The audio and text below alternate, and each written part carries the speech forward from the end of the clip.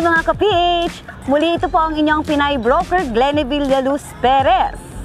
Sa pangatlong pagkakataon, sisilipin po natin at titingnan ang mga latest development, updates po ng bagong-bagong economic housing project ng Apex Homes, ang Burbank Village, na dito lamang po sa bayan ng Lipa or Lipa City.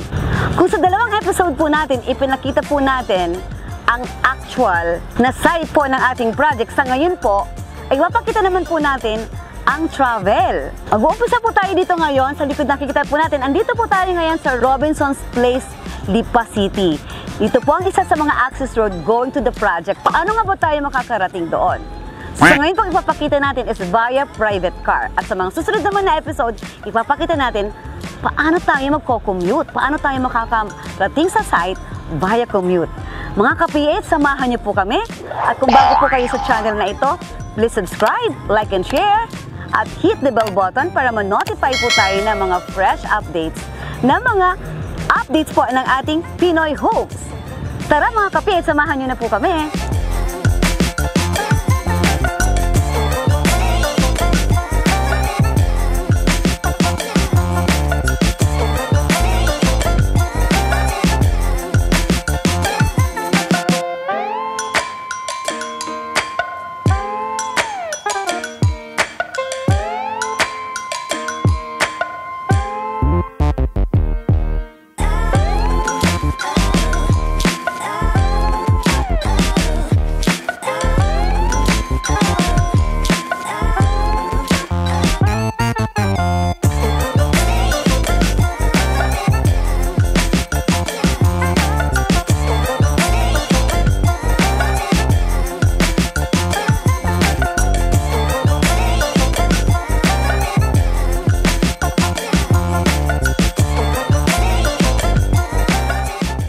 Ayan mga ka-PH, napakabilis po ng ating travel time. Buhat po sa ating Robinson's Place, kung saan po tayo nagbuhat kanina. Yung more or less 2.9 kilometers na distansya po, buhat doon hanggang dito po sa project, ay nakuha po lamang natin ng more or less 10 minutes. At buhat naman po sa bayan, na mahigit kumulang 1 kilometro, ay nakuha naman po natin ng more or less 5 minutes. Actually po itong Burbank Village mga ka-PH, buhat po sa ating Battelec Company, actually yun po ang boundary ng ating poblasyon, ay more or less 750 meters lamang po ang distansya nitong Burbank Village mga ka-PH at along National Road via Chaong Lipa Road. So napakaganda ng project na ito mga ka-PH. So hindi po ako nagsasawang laging sabihin na-excite ako lagi sa project na ito kasi napakaganda po talaga. Ngayon, tignan naman natin mga ka-PH, ano na nga ba ang latest development? Kung napansin po natin sa kanan natin mga ka-PH, sobrang malaki na po ang iniluwag ng ating main road. Napakalaki po ng iniluwang. I think this is more than 12 meters road width po itong ating main road or ating entrance or right of way going to the gate. Kasi this would be the right of way po natin going to Burbank. At ito naman po ay more or less 150 meters lamang po buhat dito sa ating kalsada, yung right of way natin, ay makikita na po natin ang ating entrance gate. So sa ngayon, di pa po natin siya makikita, pero mapapansin po natin mamaya sa mga aerial shots and views natin, ano na nga ba ang mga nadagdag na development dito po sa Burbank Village. Ayan mga ka-PH, samahan niyo po kami mamaya sa pagsilip natin ng mga aerial shots and aerial views ng ating Burbank Village.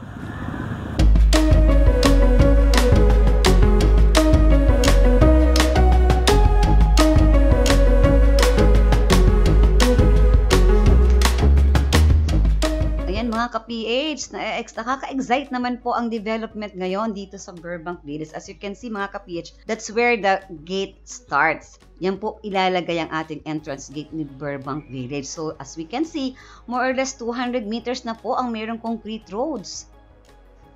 Yan, makikita din po natin sa paligid. Meron po tayo makikitang areas na ongoing ang clearing. Meron din pong area na ongoing ang soil compaction.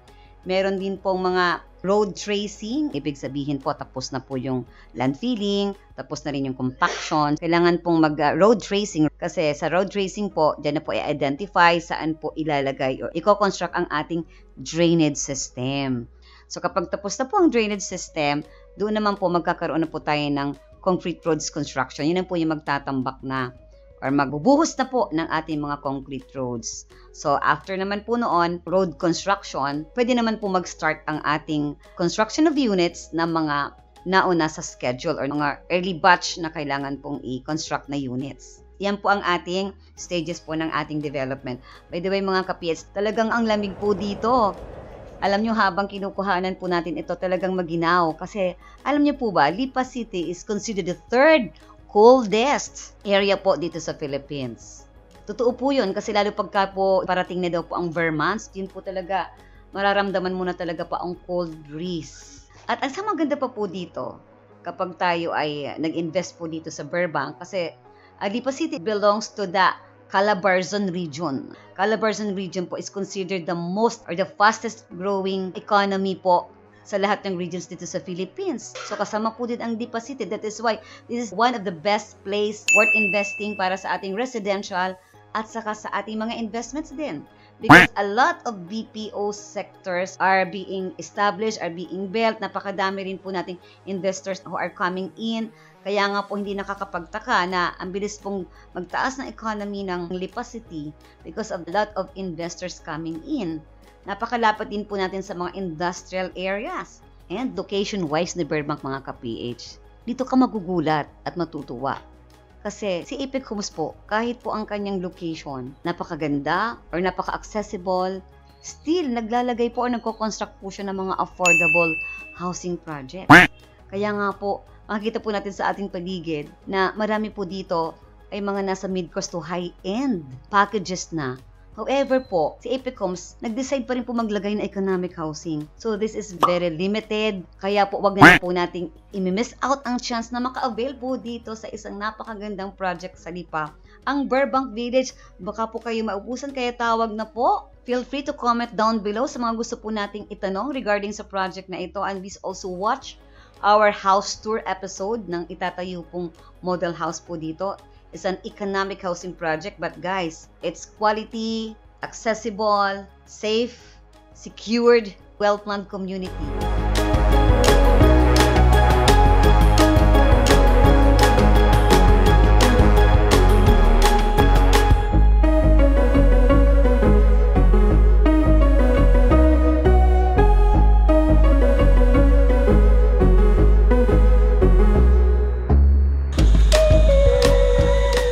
Yan mga ka-PH, pihadong natuwa na naman tayo sa nakita nating progress ng development dito sa Burbank Village.